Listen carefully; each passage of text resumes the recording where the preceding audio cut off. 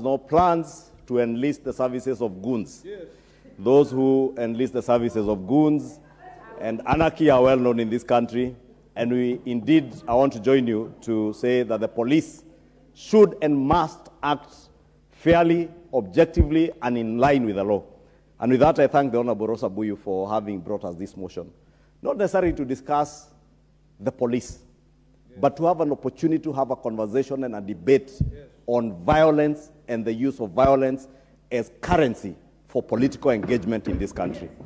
Honorable Speaker, we've all been very keen to quote Article 37 of the Constitution on the right to picket and demonstrate.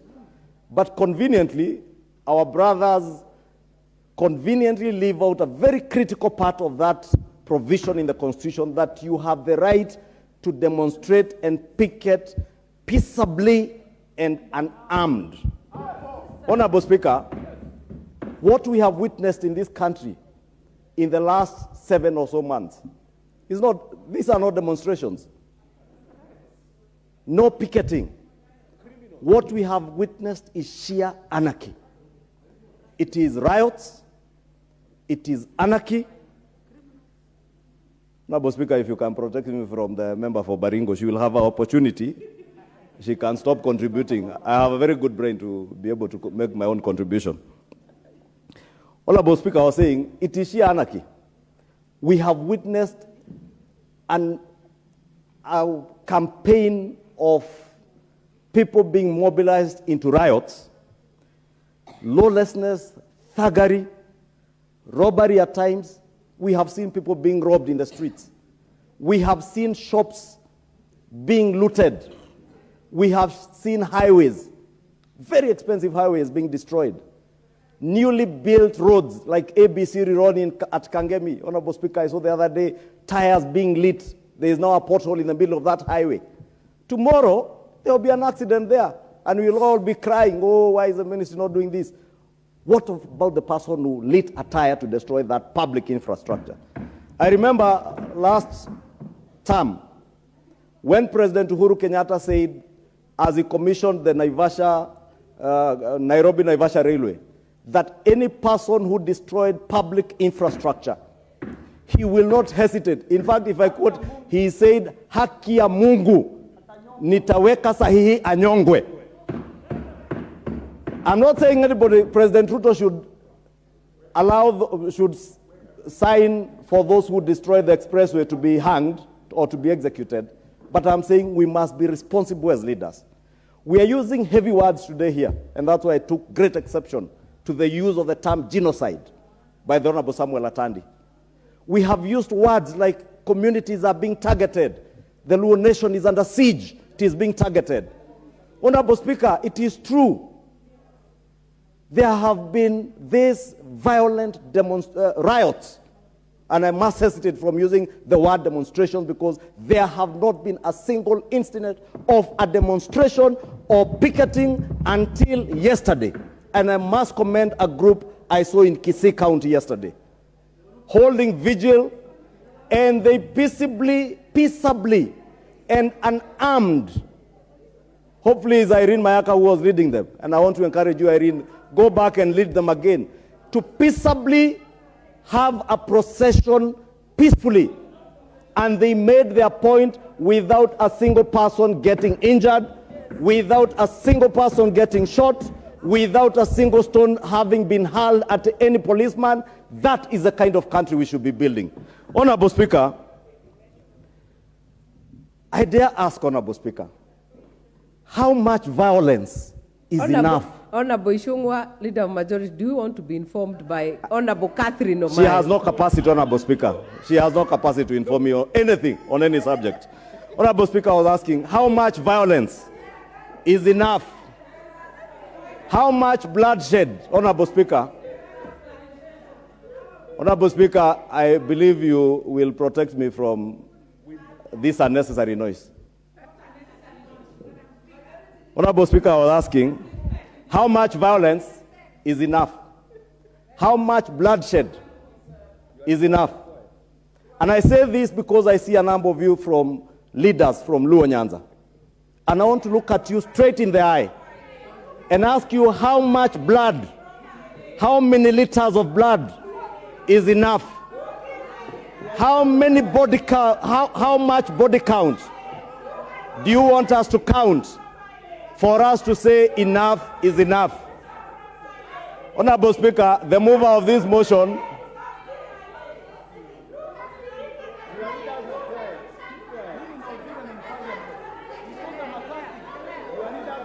Honorable Speaker, I am posing. Honorable Otiende, what is out of order? Thank you, Madam Chair. Madam Chair, I think the Leader of Majority was progressing quite well, even though the motion is about police conduct, but he's made it political, but that's his discretion. But is it in order for the Leader of Majority to now single a single community and talk of blood as if he's imputing that the Luo community have spilled blood, when it is actually the Luo community who are bearing the brunt of all violence in this country in every year? Could he please withdraw that statement? Honorable Speaker, if you can protect me from Rosa Buyu, Honorable Speaker, or can you, Honorable Speaker, can you allow Honorable Rosa Buyu, Honorable members, to say what she's saying on record so that she Honorable stops shouting? we shall not address members across the aisle. If you need to catch the speaker's eye, you know what to do. Honorable Rosa Buyu, Honorable Millie Odhiambo, do not shout across the floor. Honorable Speaker. You are out of order. Honorable Speaker, you know I have tremendous respect for Senior Counsel Otiende Amolo because he listens and responds as we should do in a debating chamber, not shouting. And I must clarify to Honorable Otiende Amolo, I was speaking to the leadership from Luo Nyanza. And I was asking, we must come to a time now when we say enough is enough. That we cannot continue mobilizing people for riots in the name of Article 37 of the Constitution. Then we cry foul. Honorable Speaker, Honorable, last week, order, majority. will I have time? Honorable, I hope you will add my time. Honorable Ward Chief, what is out of order?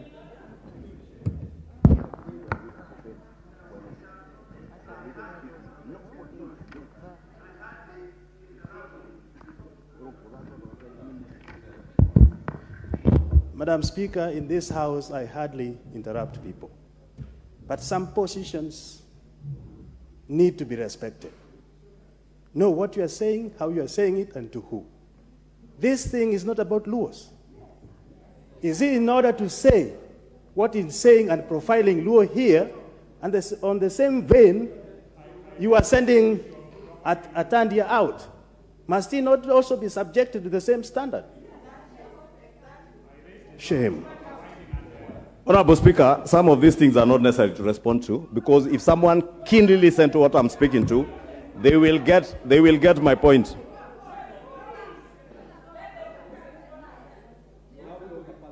Other members, I really will actually engage and indulge us to actually just observe decorum because I have had an Honorable Otiende Amolo, you can confirm that this came from this side of my left initially. But I would request honorable members that we observe our standing orders, don't cast aspersion to leaders, and do not get out of topic. Honorable Majority Leader. Thank you, Honorable Speaker, for bringing order back to the House, because I was saying anyone who is keenly listening to what I'm saying, I was responding to the calls or the use of the terms like genocide, like targeting of communities. We already ruled on that, Majority Leader. And that is what, Honorable Speaker, I was responding to. Yeah. So those who are getting what I'm not saying. And Honorable Speaker, I was saying, as leaders, whether from Kiambu, whether from Luo Nyanza, we must now begin taking responsibility. I like what Honorable Sarah Korere said, that you can indeed lead your people in a demonstration, peaceably and unarmed. Honorable Speaker, last week, in Kangemi, there were people firing gunshots at the police. Honorable Speaker, in Mlolongo, in Kitengela, there was use of firearms by people who are not policemen. Honorable Speaker, we have used heavy terms like militia. And I remember when KJ, Honorable Speaker, can you protect me? Because there are only 3 members, Honorable Speaker, you have capacity to protect me. Other members, we have done very well until this point. So let us not shout across the floor. If you want to put an intervention, you know what to do, honorable members. You know, Honorable Speaker, I have been here long enough to know these tactics. What is out of order?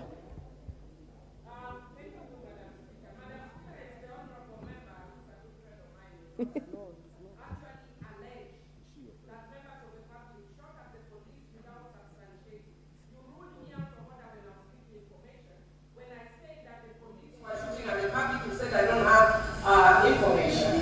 What about it? He's also making allegations against the public without substantiation.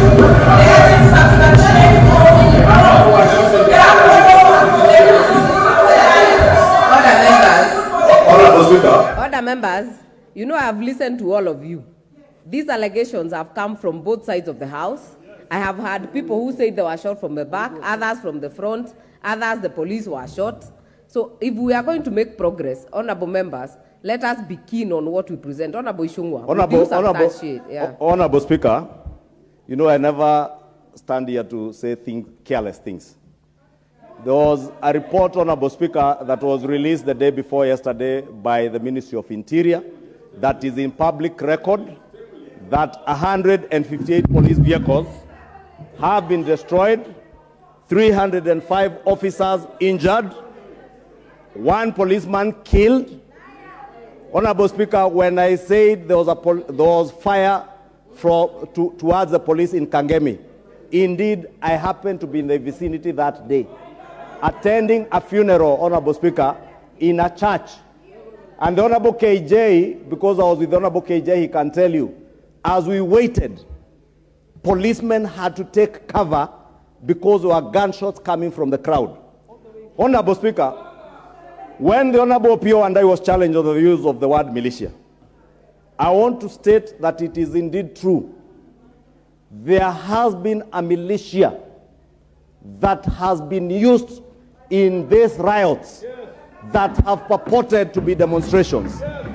Honorable Speaker, you saw even our mainstream media houses cover incidences in Kitengela, where members of the public were alluding to the fact that all the people who were purportedly demonstrating in Kitengela were outsiders who were ferried into Kitengela using public service vehicles.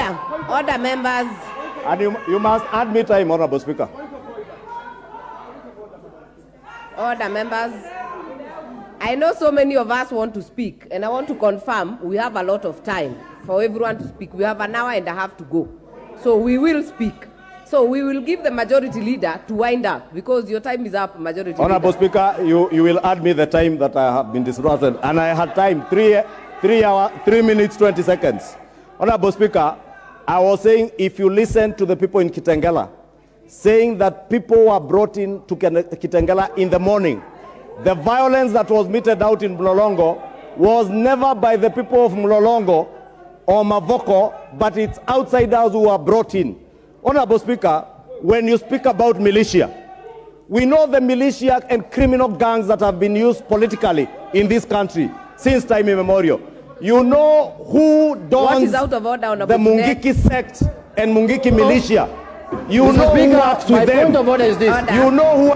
Well, my point of order is this, Mr. Speaker. Order. What is out of order, Honorable Junet? Madam Speaker, my point of order is this, with a tremendous respect to the majority leader. Madam Speaker, he's alluding to here that there were people who were ferried from outside to Kitengela. Madam Speaker, the question I wanted to ask is, what kind of inept and useless government is he running? Not to know that people are ferried at night there to go and cause havoc, and he's just sleeping. He's a majority leader. He should have known it by night, Madam Speaker. Order members, I don't remember Honorable Ichungwaah being the intelligence boss or anything like that, but please continue.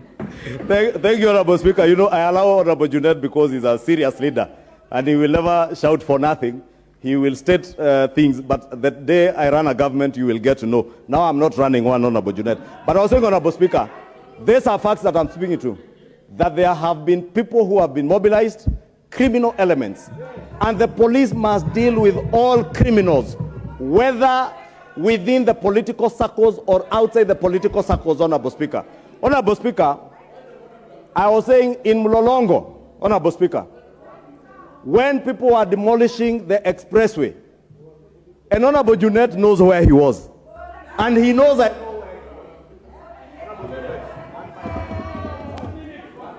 Order members, if you have put an intervention, kindly remove. I'm not even able to pick who is doing the point of order. So please remove, because we are following the main list, so that I'm able to tell who has an intervention. But his time is up. I have an intervention. I have an intervention. His time is up. Order members. Point of order. Point of order on what you raised. Honorable Otiende, are you on a point of order? No. You're waiting to talk. All right. Honorable Kamket, are you on a point of order? Yes, just come. If you're waiting to speak, I will not give anyone now on a point of intervention. Majority Leader, please, you have 1 minute. Wind up. 1 minute. Honorable Speaker. Honorable Speaker, it's rather unfair to give me a minute and not allow me to speak when Honorable Millie Odhiambo continues shouting. But I was saying this, Honorable Speaker, because you are shouting for me not to tell you the truth, but I'll speak the truth to you. As leaders from Luo Nyanza, you must lead from the front. You must stop mobilizing your people to death. You must say enough is enough and no more bloodshed. How many liters of blood do you want? For you to be able to negotiate yourselves in power, you shall no longer use bloodshed to negotiate yourselves into power. Order. No more bloodshed in this country to negotiate yourselves.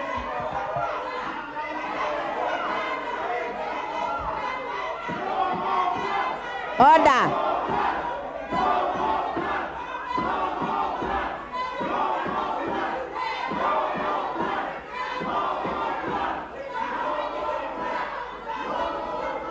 Order, members.